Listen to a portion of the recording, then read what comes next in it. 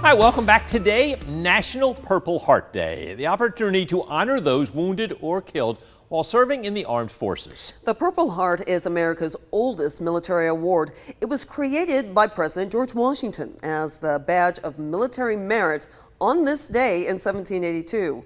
And in 1932, President Franklin D. Roosevelt reinstated the award on Washington's 200th birthday. Before that, only 3 soldiers were known to have received the original award. But as of today, the military has awarded more than 1 million of those medals to service members. That's according to the National Purple Heart Association, or National Purple Heart Hall of Honor. Now, after military members fulfill their duties, their transition back into civilian life can be difficult. Celine Arif highlights a Macon nonprofit that helps veterans like one of Macon's own Purple Heart recipients.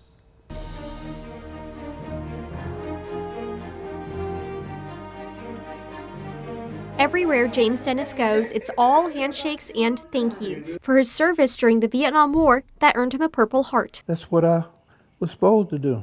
I was trained to do. So I'm no hero. In combat, he took shrapnel to his leg and foot and almost needed an amputation. You had the soldier there. If you want to live, and I wanted to live. I had a reason to live. I had a wife and a daughter. The military flew him to a Japanese hospital for treatment. Then he went back to Vietnam to finish up the tour. What got him through was the thought of reuniting with his wife and new daughter. We didn't even know each other. I hadn't seen her since she was born in November and I left in December.